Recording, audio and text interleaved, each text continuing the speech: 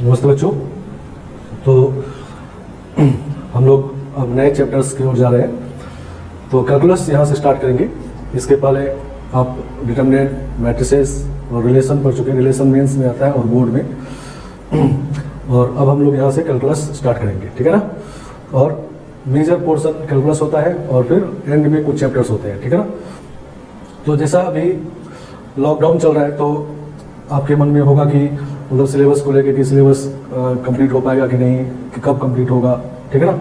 तो पहले उसको हम लोग एक बार देख लेते हैं, जो किसी के मन में कोई शंका नहीं रहे, और फिर हम लोग टॉपिक स्टार्ट करते हैं, ठीक है ना। तो सबसे पहले हम लोग देखेंगे कि हम लोग को करना क्या क्या है, नहीं पढ़ना क्या क्या है और उसमें कितना टाइम लगेगा, ठीक है ना। तो लिख रहे हैं यहाँ पर, कैलकुलस में फर्स्ट चैप्टर होता है फंक्शन,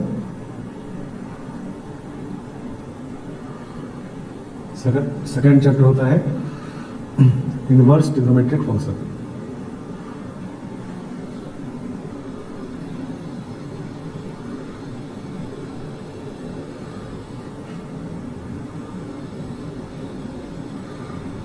सही ना। तो पहले फंक्शन फिर इनवर्स ट्रिग्नोमेट्रिक फंक्शन, ठीक है ना।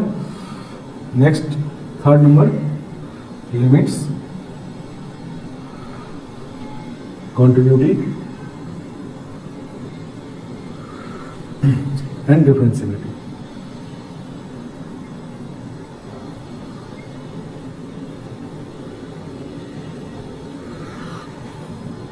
फोर्थ चौथा चैप्टर होता है एप्लीकेशन ऑफ डेरिवेटिव।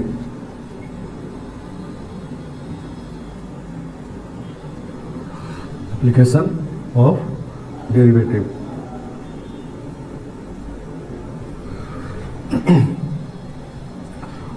तो ये यहां से यहां तक जो है इसको कहते हैं हम लोग डिफरेंशियल कैलकुलस, ठीक है ना। ये पार्ट है डिफरेंशियल कैलकुलस।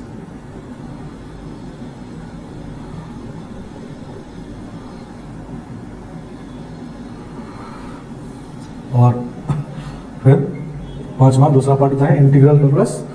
तो इंटीग्रल कैलकुलस में फर्स्ट टॉपिक होता है इंडेफिनिट इंटीग्रेशन।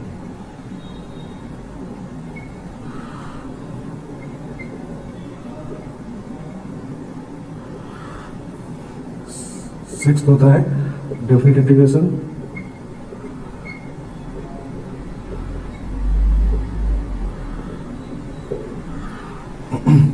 और seventh area under the curve. Area under the curve. और एट्थ चैप्टर होता है डिफरेंशियल इक्वेशन।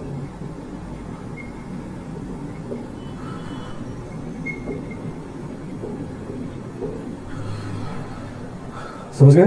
तो इन ये चार चैप्टर जो होता है इसको कहते हैं हम लोग इंटीग्रल कैलकुलस।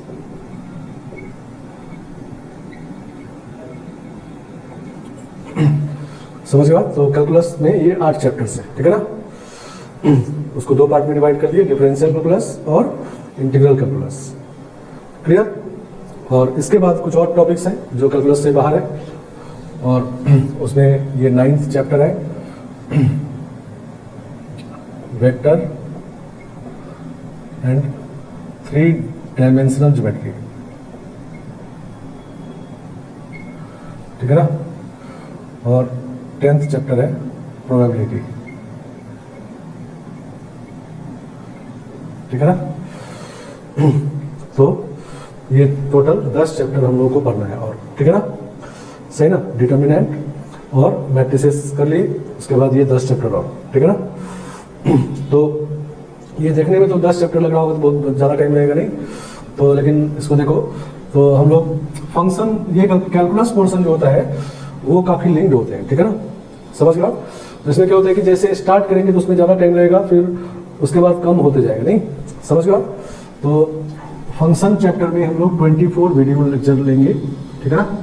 इसमें 6 लेंगे, मतलब टोटल फंक्शन दोनों मिला के 30 लेक्चर्स, वीडियो लेक्चर्स, ठीक है ना। ऑफलाइन होता तो ये थोड़ा कम हो जाता, ठीक है ना। तो 30 लेक्चर्स ये हैं और 15 लेक्चर ये है, उसके बाद 12 लेक्चर्स ये है एप्लीकेशन ऑफ डेरिवेटिव्स, और 10 दोनों इंटीग्रेशन है, और इसके बाद ये सारा जो है ये 25 लेक्चर्स के हैं, ठीक है ना, 25 लेक्चर्स, ठीक है। समझ गया। तो ये हमारा कोर्स प्लान है, नंबर ऑफ लेक्चर्स इस तरह से आप जोड़ेंगे तो लगभग ये 100 लेक्चर का होता है, ठीक है।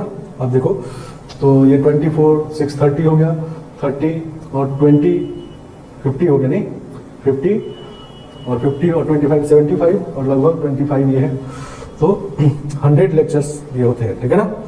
समझ गया। तो 100 लेक्चर हम लोग अब कैसे पूरा करेंगे 100 लेक्चर। तो अभी जून है, मतलब हम लोग को एक महीने में लगभग 16-17 क्लास मिलेगा, ठीक है ना। समझ गया। तो जून जुलाई अगस्त सितंबर अक्टूबर नवंबर 6 मंथ है हमारे पास। तो आप देखोगे तो 100 लेक्चर इजीली नवंबर में खत्म हो जाएगा, नहीं। समझ गया। तो नवंबर में आपका ये सिलेबस हम लोग खत्म करते हैं, हर साल करते हैं, नहीं। तो ये बताना अभी जरूरी है क्योंकि वो तो क्लास में जब ऑफलाइन क्लास होता है तो हम लोग बोलते हैं, लेकिन अभी तो सामने नहीं, आपको लग रहा होगा कि अब कितना टाइम लगेगा, नहीं होगा, कितना लगेगा, बहुत ज़्यादा तो नहीं लगेगा। तो हम लोग नवंबर के हिसाब से चल रहे हैं, ठीक है ना। नवंबर में ही हम लोग हर साल कोर्स खत्म करते हैं और दिसंबर में फिर रिवीजन होता है और जनवरी का प्लानिंग, जनवरी का ही अभी भी प्लानिंग कर रहे हैं हम लोग, ठीक है ना। जनवरी में जो जेई मेन होता है तो जनवरी जेई मेन का ही प्रिपरेशन अभी हम लोग कर रहे हैं, चाहे ऑनलाइन हो चाहे ऑफलाइन हो। हम लोग ये मान के चल रहे हैं कि हमारा मेन जनवरी में होगा, ठीक है ना, उसके हिसाब से चल रहे हैं, ठीक है ना। समझ गया। तो जब ये अभी तो ऑनलाइन है तो वीडियो लेक्चर लगभग 1 घंटे का होता है, क्योंकि उससे ज़्यादा वीडियो लेक्चर एक साथ देखना थोड़ा इरिटेटिंग होता है। तो बाद में जब ऑफलाइन होगा ये तो थोड़ा और इसमें हम लोग कम टाइम लगेगा, ठीक है ना। समझ गया। तो यानी हो नवंबर में हम लोग ये मान के चल रहे हैं, नवंबर में हमारा कोर्स एंड होगा, दिसंबर में रिवीजन और जनवरी में एग्जाम, ठीक है ना। समझ गया। अब देखो इसका पैटर्न क्या है, टॉपिक सब्जेक्ट पे आते हैं हम लोग। तो फंक्शन में दोनों मिला के देखोगे तो 30 लेक्चर है, नहीं, उसके बाद कम है, नहीं। तो ऐसा क्यों होता है, क्योंकि फंक्शन जब स्टार्ट करते हैं हम लोग इसमें पहले बहुत सारा बैकग्राउंड, बहुत सारा चीज़ पढ़ना पड़ता है, ठीक है ना। तो इसलिए फंक्शन ज़्यादा, अगर पहले आप इंटीग्रेशन पढ़ोगे तो इसमें भी तो 36 क्लास रहेगा, नहीं। तो जैसे जैसे उधर वो शुरू करते हैं तो उसमें बहुत सारा काम करते आते हैं तो इधर छोटा काम होता जाता है, नहीं। समझ गया। तो आप कैलकुलस का चैप्टर इसी तरह से स्टार्ट किए हम लोग, इसी तरह से कर सकते हैं, नहीं, मतलब काफ़ी लिंक्ड होते हैं। कहने का मतलब ये है कि ये काफ़ी लिंक्ड है, नहीं। अगर आप चाहोगे कि सीधा हम एप्लीकेशन ऑफ डेरिवेटिव से स्टार्ट करें तो आपको पहले जो भूमिका हम 30 क्लास में इधर बना रहे हैं वो आपको पहले इसमें करके तब आगे बढ़ना होगा, ठीक है ना। समझ गया। तो ये बात क्लियर हो जाना चाहिए, ठीक है ना। तो पहले हम लोग डिफरेंशियल कैलकुलस करेंगे, फिर ऐसा नहीं है कि ये इंडिपेंडेंट है, जब तक ये नहीं होगा तो ये नहीं होगा, ठीक है ना। अगर आप चाहोगे सिर्फ खाली इसको करें इसको नहीं करें तो आपको फिर से 15-20 क्लास लगेगा, जो बेसिक बात है वो समझ के तभी आप इसको कर सकते हैं, ठीक है ना। समझ गए। तो एकदम काफ़ी लिंक्ड है टॉपिक्स, ठीक है ना। तो एक्चुअली फंक्शन में हम लोग हर फंक्शन के बारे में पढ़ते हैं और फिर उसी फंक्शन का लिमिट निकालते हैं, कंटिन्यूटी निकालते हैं, डिफरेंशियलिटी निकालते हैं, फिर उसी फंक्शन के डिफरेंशिएशन का ये एप्लीकेशन है, चौथा वाला चैप्टर। फिर उसी फंक्शन को इंटीग्रेट करते हैं, यहाँ भी उसी फंक्शन से जो एरिया बनता है उसको निकालते हैं, नहीं, मतलब जो फर्स्ट चैप्टर है उसी का सब कुछ करते हैं, नहीं, मतलब ये इस चैप्टर इस कैलकुलस का बेस है, फंक्शंस, ठीक है ना। समझ गया। और उसके बाद ये चैप्टर्स इंडिपेंडेंट से, ठीक है ना। वेक्टर 3D इंडिपेंडेंट चैप्टर है, वेक्टर पहले आप फिजिक्स से पढ़े भी हैं। तो वेक्टर ऐसा नहीं कि यहाँ पर हम लोग पढ़े तो यहाँ नहीं पढ़ेंगे, यहाँ पर एकदम पूरा पढ़ेंगे और काफ़ी इंपॉर्टेंट चैप्टर है, काफ़ी स्कोरिंग चैप्टर होता है, काफ़ी क्वेश्चन इससे आते हैं वेक्टर से भी और प्रोबेबिलिटी से भी, ठीक है ना। समझ गया। चलो तो हम लोग पहले फंक्शन से स्टार्ट करेंगे, ठीक है ना।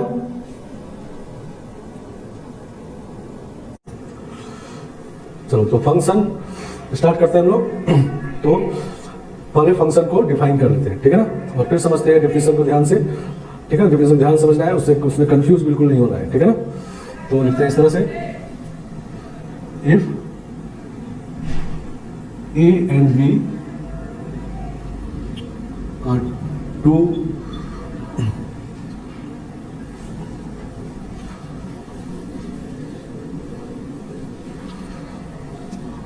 non-empty sets,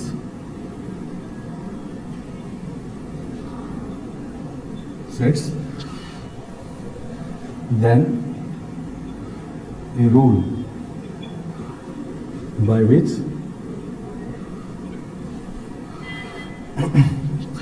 each element of set A, each element of set A is related with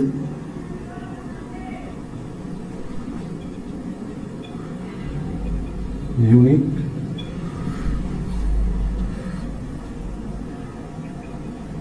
element of set B. सही है। तो लिखा गया यहाँ पर if A and B are two non empty sets then A rule A और B दो non empty sets होने चाहिए। नहीं, नॉन एम्प्टी सेट मतलब कम से कम एक एलिमेंट दोनों में होना चाहिए। और फंक्शन क्या है, तो then function is a rule by which each element of set A, set A का हर एक एलिमेंट, ठीक है ना, so related with unique element of set B, ठीक है ना, इज कॉल्ड, तब इसको कहते हैं function from A to B.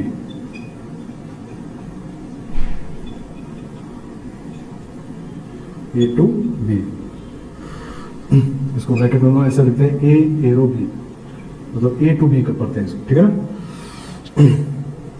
तो जब ए टू बी फंक्शन कहना होता है तो हम लोग दो बात को देखेंगे कि सेट ए का हर एक एलिमेंट रिलेटेड होना चाहिए, ठीक है ना, एक भी खाली नहीं बचना चाहिए। नहीं, मान लो सेट ए में 5 एलिमेंट है तो पांचों को रिलेटेड होना चाहिए, एक भी खाली नहीं छूटना चाहिए, ठीक है ना। और रिलेटेड किससे होना चाहिए, तो सेट ए का हर एक एलिमेंट बी के यूनिक एलिमेंट से ही रिलेटेड होना चाहिए, ठीक है ना, समझ गए आप। मतलब मान लो सेट ए में एक एलिमेंट 1 है तो 1 का रिलेशन बी के किसी एक एलिमेंट से होगा, ठीक है ना, एक से ज्यादा से रिलेशन नहीं होना चाहिए, ठीक है ना, समझ गए बात। पहली बात तो 1 को रिलेटेड होना ही चाहिए क्योंकि सेट ए का हर एक एलिमेंट रिलेटेड होना ही चाहिए। और रिलेशन किससे होना चाहिए, तो बी के एक एलिमेंट से, ए का एक एलिमेंट रिलेशन बी के एक से होना चाहिए, ठीक है ना, एक से ज्यादा से नहीं होना चाहिए, तब फंक्शन नहीं होगा, ठीक है ना। तो जब ऐसा बात हो तो कहते हैं function from A to B, समझ गए, ए टू बी फंक्शन है तब ये बात। अगर मान लो बी टू ए फंक्शन होता तो क्या होता, तो सेट बी का हर एक एलिमेंट तब रिलेटेड होना चाहिए था और सेट ए के यूनिक एलिमेंट रिलेटेड होना चाहिए, तब कहेंगे फंक्शन फ्रॉम बी टू ए, ठीक है ना। तो इस बात को हम लोग और ठीक से समझते हैं इस फिगर के हेल्प से, ठीक है ना। देखो ये फिगर बनाते हैं, ए सेट ए है और सेट बी है, नहीं, सेट को हम लोग ऐसे बना दिए हैं, ठीक है ना। ये ए टू बी फंक्शन है, ए से बी की तरफ एरो लगा हुआ है तो ए टू बी है, नहीं, मान लो इसमें 3 एलिमेंट है ए बी सी और इसमें 1 2 3, तो सेट ए का हर एक एलिमेंट रिलेटेड होना चाहिए, ऐसे हम रिलेशन बना दिए। ए का रिलेशन 1 से है, बी का रिलेशन 2 से है, सी का रिलेशन 3 से है, नहीं। तो ये जो फिगर है ये दोनों बात को सेटिस्फाई कर रहा है। मतलब इसमें पहला बात है कि सेट ए का हर एक एलिमेंट रिलेटेड होना चाहिए, तो हर एक एलिमेंट रिलेटेड है, नहीं, और रिलेटेड किससे होना चाहिए, तो हर एक एलिमेंट बी के यूनिक से रिलेटेड होना चाहिए, नहीं। तो ए का रिलेशन सिर्फ 1 से है, बी का रिलेशन सिर्फ 2 से है, सी का सिर्फ 3 से है, ठीक है। तो इसका मतलब ये रिप्रेजेंट कर रहा है function from A to B, नहीं, समझ गए आप। तो ये जो मैपिंग भी कहते हैं इसको, जब सेट के एलिमेंट्स, दो सेट के एलिमेंट को आपस में रिलेट करते हैं तो उसको मैपिंग भी कहते हैं, ठीक है ना। तो ये मैपिंग जो है फंक्शन है, ठीक है ना, और फंक्शन को जनरली हम लोग एफ से रिप्रेजेंट करते हैं, ठीक है ना। तो इसको पढ़ते हैं हम लोग F is a function from A to B, ठीक है ना। एक और देखो फिगर बनाते हैं और इसमें समझते हैं कि ये फंक्शन है कि नहीं। तो इधर है ए बी सी और इधर है 1 2 3 4, रिलेशन 1 से, बी का 2 से, सी का 3 से, ए बी सेट है, ये फंक्शन है। तो ये वाला रिलेशन फंक्शन है कि नहीं, तो ये भी दोनों कंडीशन सेटिस्फाई कर रहा है क्योंकि सेट ए का हर एक एलिमेंट रिलेटेड है और हर एक एलिमेंट बी के यूनिक से रिलेटेड है, नहीं, तो यही फंक्शन है। सेट बी का हर एक एलिमेंट रिलेटेड होना जरूरी नहीं है, ठीक है ना। अगर ए टू बी फंक्शन कहा गया है तो सेट बी में खाली एलिमेंट बच सकता है, ठीक है ना, इसमें कोई भी खाली नहीं है, इसमें खाली है तो रह सकता है, नहीं, क्योंकि जब ए टू बी फंक्शन है तो each element of set B के बारे में नहीं कहा गया है, समझ गया। हाँ, लेकिन अगर इसी को बी टू ए फंक्शन देखा जाए तो बी टू ए में ये फंक्शन नहीं है क्योंकि तब बी का सारा एलिमेंट रिलेटेड हो जाता, तब नहीं है, ठीक है ना। तो ये बी टू ए में फंक्शन नहीं है लेकिन ए टू बी में है, ठीक है ना। इसी तरह से तीसरा फिगर बनाते हैं,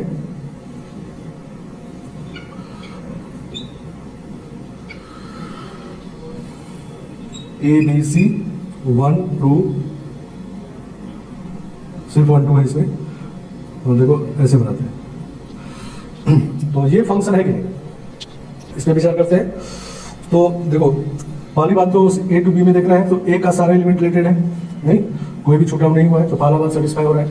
और ए का रिलेशन सिर्फ 1 से, ठीक है ना, यूनिक है। बी का रिलेशन सिर्फ 2 से, नहीं तो unique element of set B वाला बात भी सही हो रहा है। सी का एलिमेंट भी सिर्फ 2 से है और किसी से नहीं है, तो इसका मतलब दोनों बात सेटिस्फाई हो रहा है। ए का सारा एलिमेंट रिलेटेड है इसमें, और ए का हर एक एलिमेंट जो है बी के एक से एक एलिमेंट से है, एक से ज्यादा से रिलेटेड नहीं है। हाँ यहीं पर अगर ऐसा लिखते, मान लो फिगर बनाते हैं हम लोग, A B C, A B 1 2 3 और इस तरह से होता, तब ये ए टू बी में फंक्शन नहीं है, सही ना। तो क्योंकि अब बी का रिलेशन यूनिक नहीं रहा, बी का रिलेशन 2 से भी है, बी का रिलेशन 3 से भी, लेकिन इसमें यूनिक है, बी का रिलेशन सिर्फ 2 से है और किसी से नहीं है, और सी का रिलेशन सिर्फ 2 से है और किसी से नहीं है। मतलब ये बी टू ए में फंक्शन नहीं है, लेकिन ए टू बी में है, ठीक है ना, समझ गया। तो यही फंक्शन है, और ये वाला ए टू बी में फंक्शन नहीं है। और इसी तरह से फोर्थ,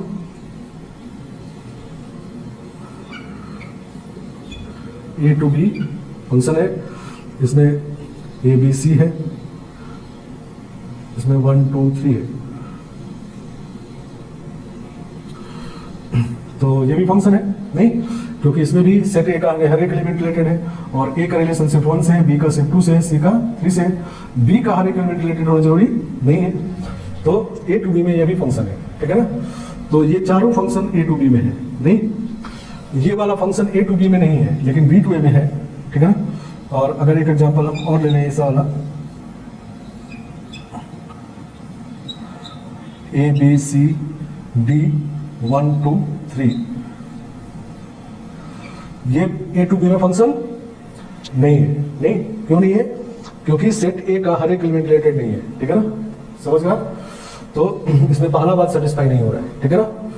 तो ए टू बी फंक्शन अब समझ में आ जाना चाहिए, नहीं तो ए टू बी फंक्शन जब हमको कहना होता है तो दोनों सेट ए और बी के एलिमेंट्स के बीच में रिलेशन देखना होता है, नहीं ये रिलेशन कैसा है। तो अगर ए टू बी फंक्शन कहना है तो सेट ए का हर एक एलिमेंट रिलेटेड होना चाहिए, कोई भी खाली नहीं बचना चाहिए, अगर खाली बच गया तो ये फंक्शन नहीं है, ठीक है ना। तो इन चारों में एक में कोई भी खाली नहीं बचा है। और दूसरा बात कि हर एक एलिमेंट का रिलेशन बी के यूनिक से होना चाहिए, एक से ज्यादा से रिलेशन नहीं होना चाहिए। जैसे इसमें ए का एक एलिमेंट का रिलेशन बी के 2 एलिमेंट से हो गया, तो ऐसा वाला फंक्शन नहीं होता ए टू बी में। हाँ ये फंक्शन है ए टू बी में, क्योंकि बी का रिलेशन यूनिक है, सी का भी यूनिक है, ठीक है ना। बी का रिलेशन सिर्फ एक ही एलिमेंट से है और सी का भी एक ही एलिमेंट से है, ठीक है ना, समझ गया। चलो तो ये function from A to B है। तो अब क्लियर हो जाना चाहिए, अगर इस तरह से फिगर बना दिया जाए और पूछा जाए कि ये फिगर ए से बी में फंक्शन है कि नहीं, तो बता सकते हैं, नहीं समझ गया। चलो तो जब फंक्शन ये डिफाइंड हो जाता है तो इसमें ए टू बी फंक्शन है, तो सेट ए जो होता है, ये सेट ए, इसको कहते हैं domain set. Set A is called domain set.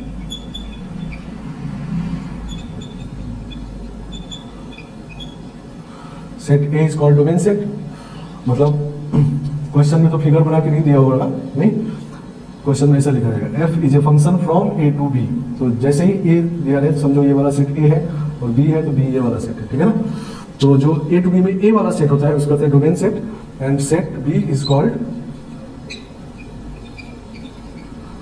Codomain set. Codomain set, ठीक है ना, ये डोमेन सेट और कोडोमेन सेट, ठीक है ना, समझ गए। तो सेट ए और बी का ये नाम होता है, जब ए टू बी फंक्शन बन जाता है तो सेट ए को कहते हैं डोमेन सेट, सेट बी को कहते हैं कोडोमेन सेट। अब कोडोमेन सेट में दो बातें देखो, कोडोमेन सेट में कभी कभी क्या है कि सारे के सारे एलिमेंट रिलेटेड है और कभी कभी सारे एलिमेंट रिलेटेड नहीं है, नहीं समझ गया। और वो फंक्शन में होना जरूरी नहीं है, क्योंकि फंक्शन में कहा गया कि सेट ए का हर एक एलिमेंट रिलेटेड होना चाहिए, बी के बारे में नहीं कहा गया। तो बी में कभी कभी सारा एलिमेंट रिलेटेड होगा, कभी कभी नहीं होगा, ठीक है ना। तो जो रिलेटेड वाले एलिमेंट का सेट है, नहीं जैसे इसमें रिलेटेड एलिमेंट 1 2 3 है, इसमें भी रिलेटेड एलिमेंट 1 2 3 है, ठीक है ना, तो उसको कहते हैं रेंज ऑफ फंक्शन। तो सेट ऑफ रिलेटेड को मैप भी कहते हैं, तो जिसमें लाइन एरो लगा हुआ है, ठीक है ना। Set of related elements of set B is called range of function, ठीक है ना।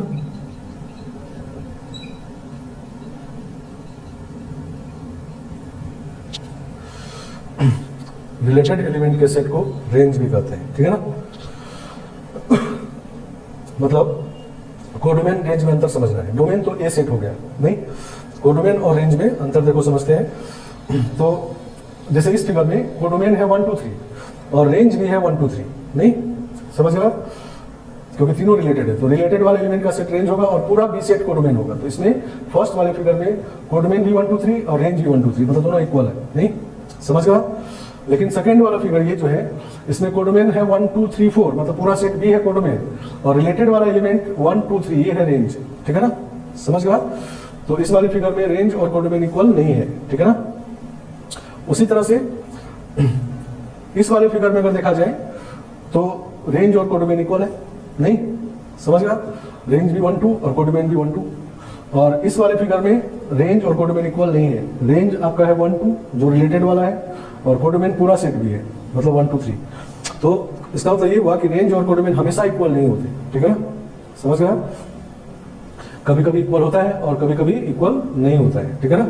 और जब इक्वल नहीं होता है तो कोडोमेन हमेशा बड़ा होता है रेंज से, ठीक है ना, समझ गए आप। ऐसा नहीं होगा कभी कि रेंज बड़ा हो जाएगा कोडोमेन छोटा हो जाएगा, नहीं, क्योंकि कोडोमेन के अंदर जो है वो रेंज है, नहीं। तो जब कोडोमेन और रेंज इक्वल होता है तो फंक्शन को ऑन टू कहते हैं, ठीक है ना। तो when codomain is equal to range, then function is onto.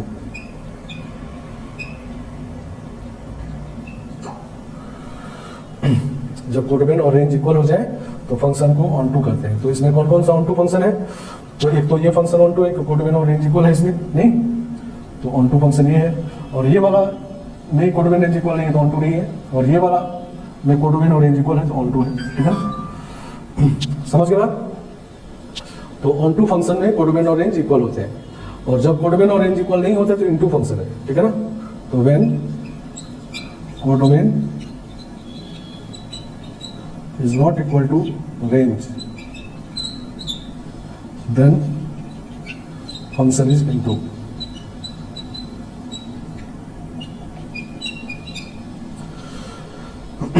समझ गए? तो जैसे इसमें कोडोमेन और रेंज इक्वल नहीं है तो इनटू फंक्शन है, ये भी इनटू फंक्शन है, ठीक है ना। तो इनटू फंक्शन है ये, और ये इनटू फंक्शन है, ठीक है ना। तो इनटू ऑन टू के हिसाब से फंक्शन दो टाइप का हो गया, नहीं, कोई फंक्शन या तो ऑन टू होगा और ऑन टू नहीं है तो इनटू होगा, ठीक है ना। ऑन टू फंक्शन कब होगा? तो जब कोडोमेन और रेंज इक्वल आ जाएगा, और इनटू कब होगा? जब इक्वल नहीं आएगा, और जब इक्वल नहीं होगा तो क्या होगा? कोडोमेन बड़ा होगा, रेंज छोटा होगा, ठीक है ना। तो हम लोग ऐसा भी लिखेंगे इस केस में, इनटू फंक्शन केस में ऐसा लिखते हैं कि range is subset of codomain, ठीक है ना। Range is subset of codomain, ठीक है ना। सबसेट का साइन है, नहीं, और एक सबसेट का साइन इक्वल टू वाला भी होता है, नहीं, तो वो नहीं, अगर वो हो जाए तब इक्वल भी हो सकता है। तो ये प्रॉपर सबसेट है, नहीं, मतलब रेंज छोटा है कोडोमेन से, ठीक है ना, तब फंक्शन को कहेंगे इनटू, ठीक है ना। और जब दोनों इक्वल हो जाएगा तो कहेंगे ऑन टू। आया बात समझ में?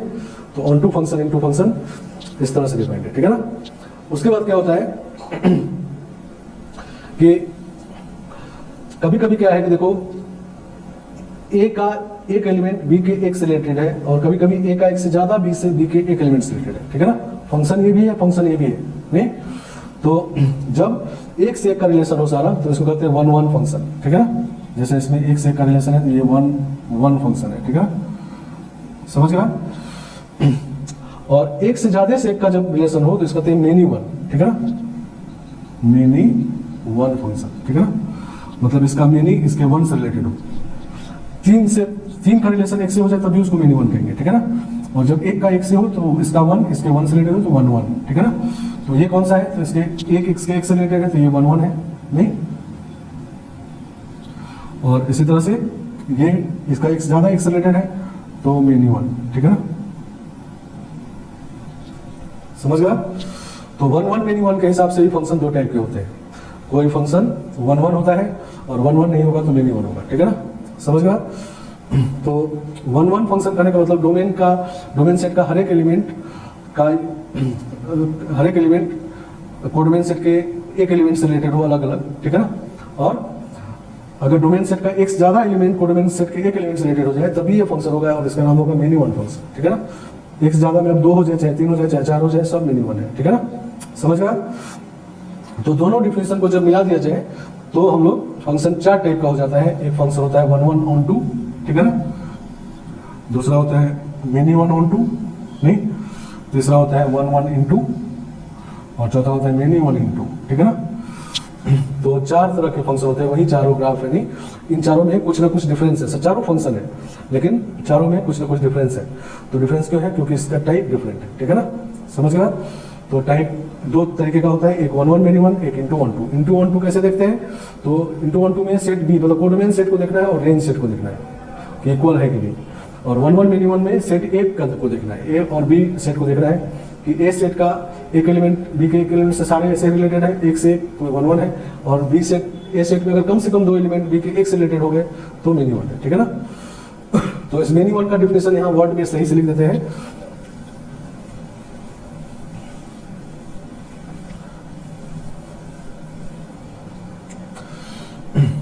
तो मेनी वन फंक्शन को इसको कहते हैं।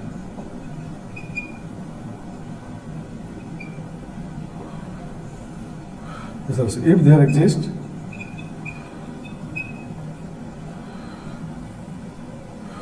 at least two elements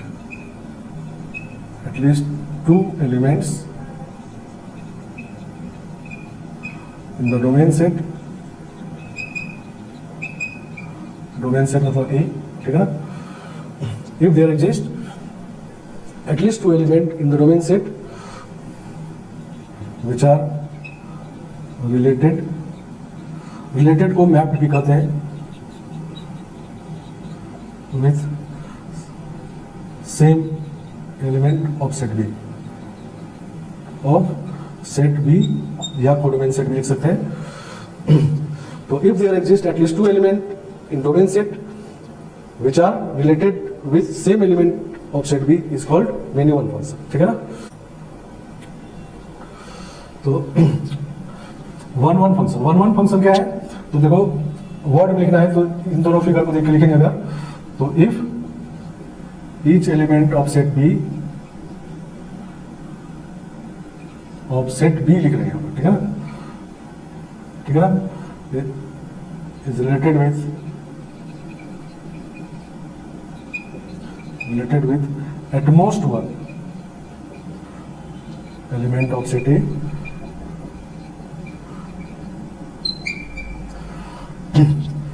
set B का हर एक एलिमेंट ज्यादा से ज्यादा एक एलिमेंट से रिलेटेड, ज्यादा से ज्यादा नहीं। जैसे देखो ये वाला 1 1 फंक्शन है तो इसमें हर एक एलिमेंट एक से रिलेटेड है, नहीं। इसमें कुछ एलिमेंट ऐसे हैं जिसका रिलेशन एक से भी नहीं है, तो इसलिए ज्यादा से ज्यादा कहा गया एटमोस्ट 1 एलिमेंट ऑफ सेट, ठीक है ना। ये देन फंक्शन इज 1 1।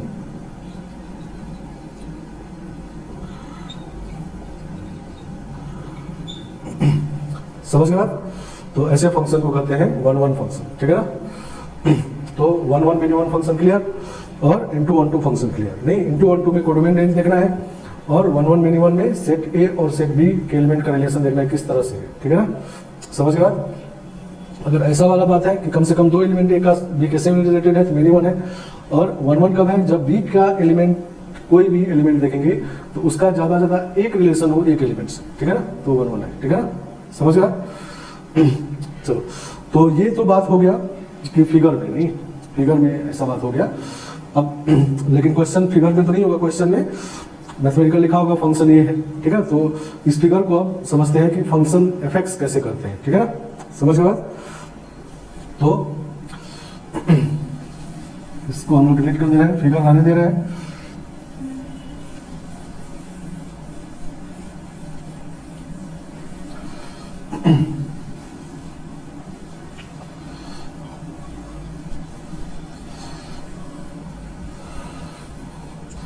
तो जैसे एग्जाम्पल ऐसा लिखूंगा, f 0 से 2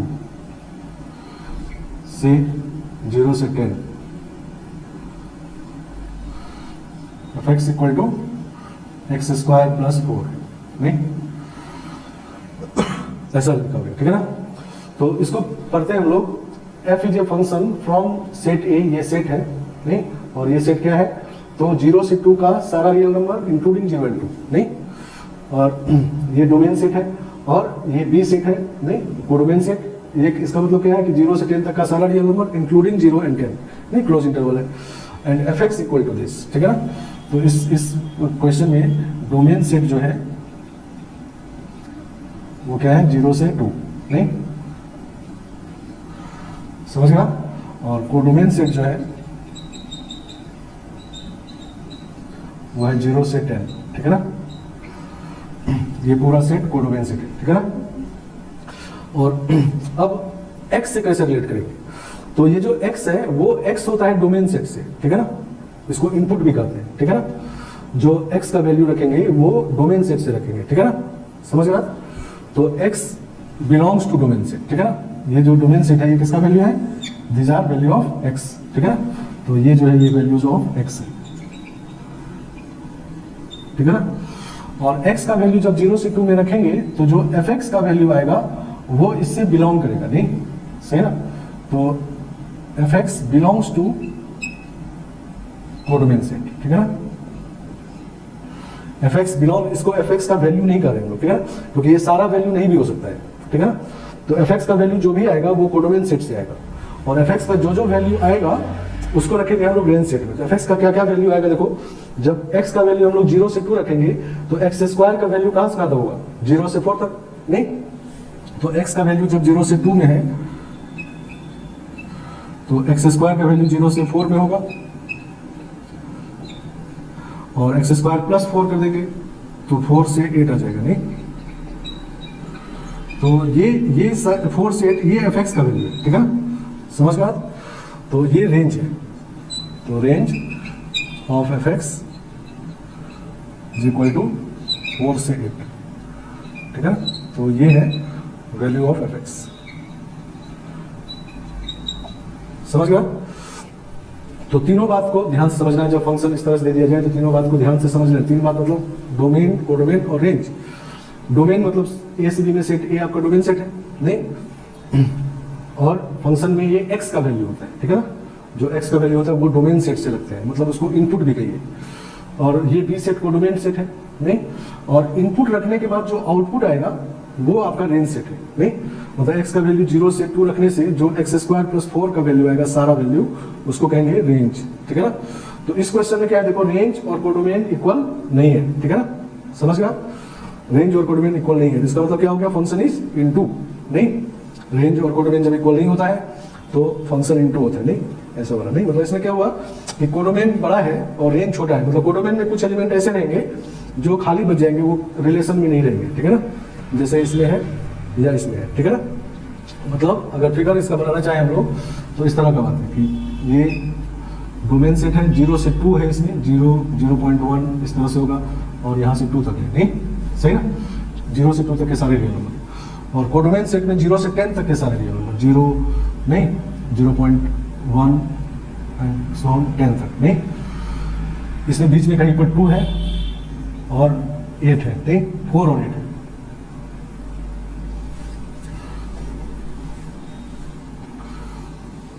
जीरो, 0.1, बीच में कहीं 4 है, फिर 8 है, और इसके बाद 10 है, नहीं। तो जब आप जाओगे तो ये इस तरह से रिलेटेड है, नहीं, इसके बीच का सारा रिलेटेड है, लेकिन इधर वाला खाली छूट गया है और इधर वाला भी खाली छूट गया, नहीं। तो इसका मतलब इस तरह का बात हो गया, कुछ एलिमेंट खाली छूट गया, नहीं, तो इसका मतलब फंक्शन ये इनटू फंक्शन हो गया, नहीं, समझ गया। तो ये टाइप पे हम लोग बाद में और विचार करेंगे। अभी आपको जब रिलेट करना है इस फिगर को इस क्वेश्चन से, कि जब फंक्शन इस तरह से दिया होता है क्वेश्चन में, तो इस फिगर से इसको कैसे रिलेट करें, ठीक है ना, समझ गया। तो फंक्शन जब इस तरह से दिया होता है तो इसको मानिए A set, f is function from A to B, तो इसको समझेंगे डोमेन सेट, ये कोडोमेन सेट, और रेंज हमेशा निकालेंगे, ठीक है ना। रेंज का मतलब क्या कि x जो इनपुट डालने से जो fx का सारा वैल्यू आएगा, मतलब जो जो रिलेटेड रहेगा वो रेंज होगा, तो वो हम लोग निकाल लेंगे 4 से 8 इसमें आगे, नहीं, समझ गया। तो इस तरह से रिलेट करना है, मतलब क्वेश्चन इस फॉर्म में होगा और पढ़े हम लोग इस फॉर्म में है, तो इसको इस तरह से रिलेट करते रहना है, ठीक है ना, आएगा समझ में। चलो अब लिखते हैं हम लोग डोमेन का डेफिनेशन क्या होता है, ठीक है ना, और रेंज का डेफिनेशन क्या होता है।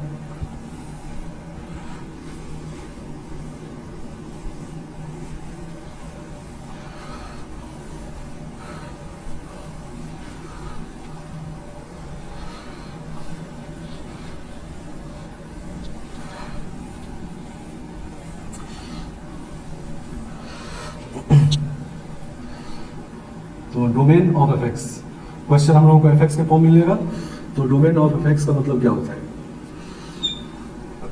तो पहला होता है, पहला डोमेन दो तरह के होते हैं। फर्स्ट टाइप का होता है नेचुरल डोमेन कहते हैं इसको, ठीक है ना, नेचुरल डोमेन। नेचुरल डोमेन क्या होता है, तो this is set of all real values of x.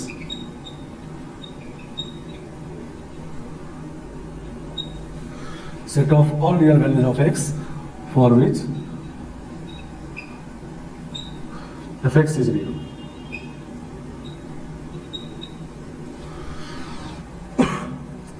x का वो सारा रियल वैल्यू, नहीं ऑल को अंडरलाइन कर रहे हैं, ऑल मतलब एक भी छूटना नहीं चाहिए, ठीक है ना, जिसके लिए fx रियल, ठीक है, समझ गया। मतलब इनपुट का वो सारा वैल्यू जिसको रखने से आउटपुट रियल हो, ठीक है ना, इनपुट का वो सारा रियल वैल्यू जिसको रखने से आउटपुट भी रियल आता रहे, वो सारा वैल्यू एक्स का जो होगा सारा एक भी छूटना नहीं चाहिए, तो उसको कहेंगे नेचुरल डोमेन, ठीक है ना, समझ गया। और दूसरा होता है स्पेसिफाइड डोमेन। स्पेसिफाइड डोमेन, ठीक है, स्पेसिफाइड डोमेन जैसा इसका नाम है, ये क्वेश्चन में दिया हुआ रहेगा, ठीक है ना, स्पेसिफाइड इन द क्वेश्चन।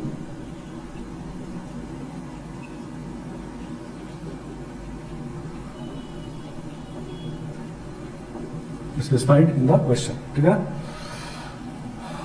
और रेंज का मतलब क्या होता है ये समझते हैं। रेंज ऑफ एक्स, तो ये होता है set of all real value of F x for all x belongs to domain of fx, सही ना। रेंज का मतलब आउटपुट का सारा वैल्यू, ठीक है ना, यहां भी ऑल रियल वैल्यू, ठीक है। मतलब डोमेन का मतलब इनपुट का सारा वैल्यू, सारा रियल वैल्यू, और रेंज का मतलब आउटपुट का सारा रियल वैल्यू, ठीक है ना। सारा वाला बात, ऑल वाला बात इसमें अंडरलाइन करके रखेंगे, ठीक है, एक भी छूटना नहीं चाहिए, तब कहेंगे रेंज, ठीक है ना, समझ गया। और कोडोमेन का डेफिनेशन नहीं है, वो क्वेश्चन में दिया रहता है कि एफ ए टू बी लिखा हुआ है तो बी सेट कोडोमेन है, नहीं।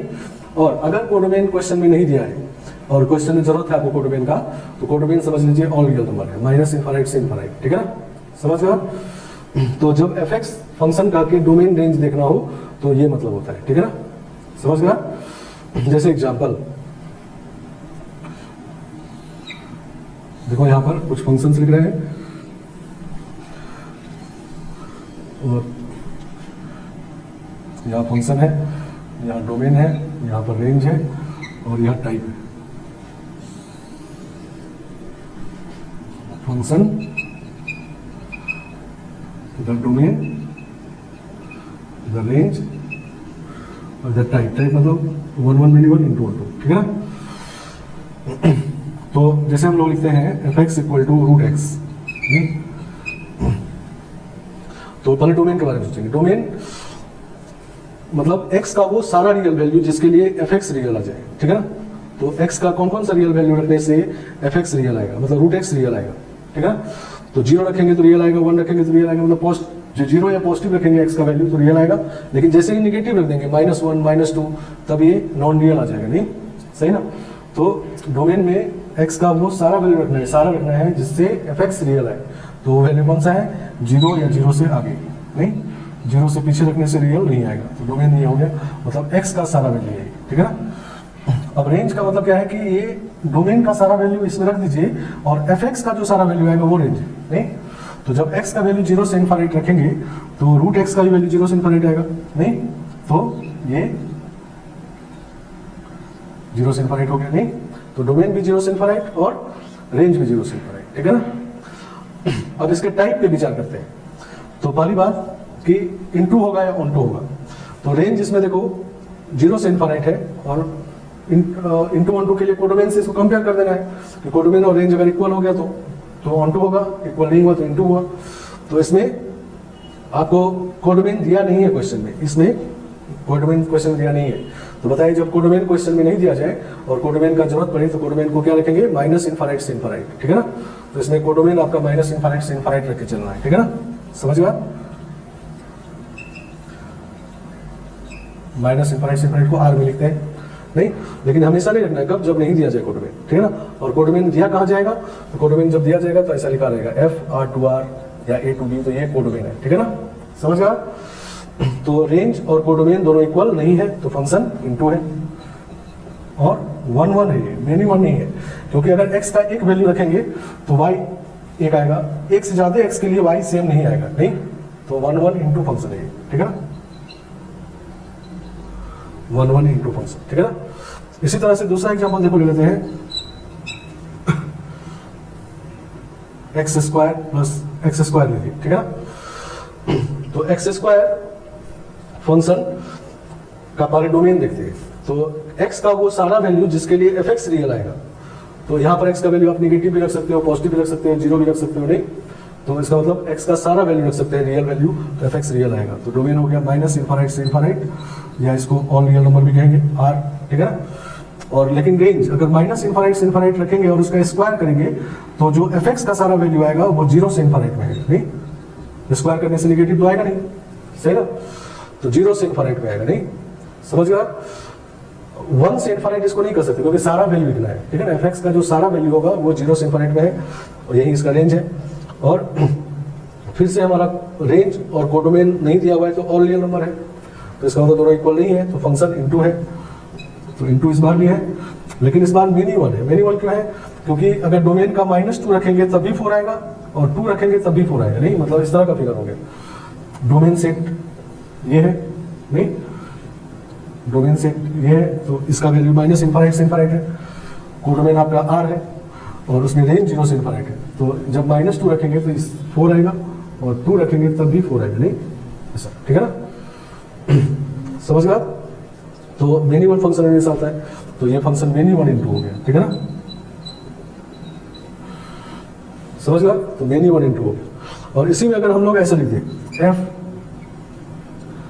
0 से इन्फिनाइट से 0 से इन्फिनाइट, इसको अरेंज कर लेते हैं पहले और फिर लिखते हैं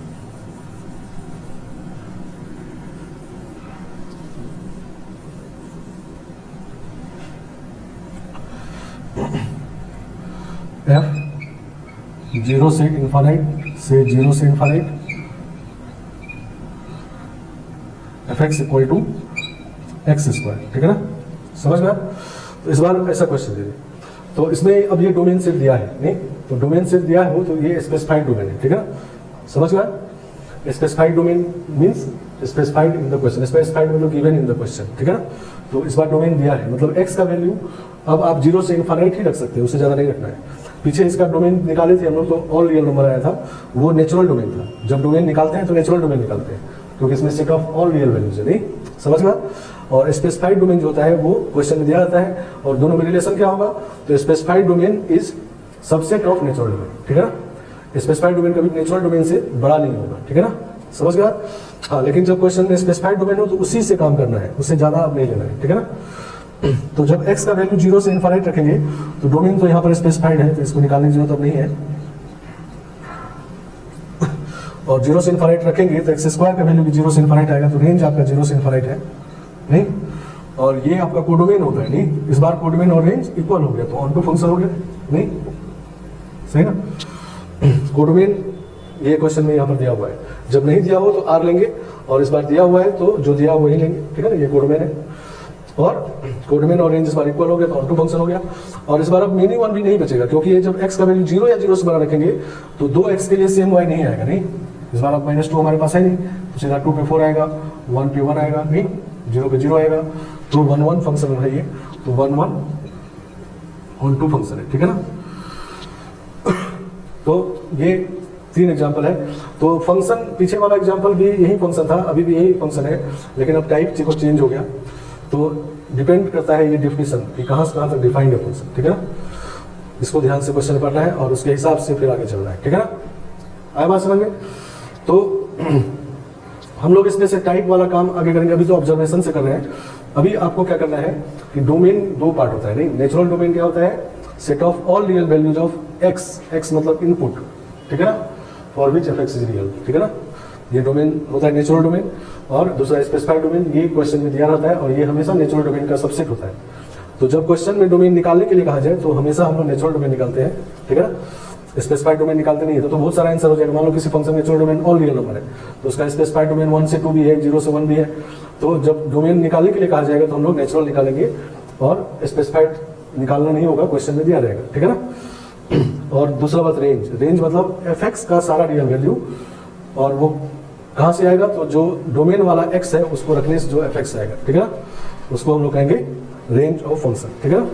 तो अभी हम लोग डोमेन रेंज पे बात करेंगे, टाइप वाला बात आगे आएगा, ठीक है ना। समझ गए बात?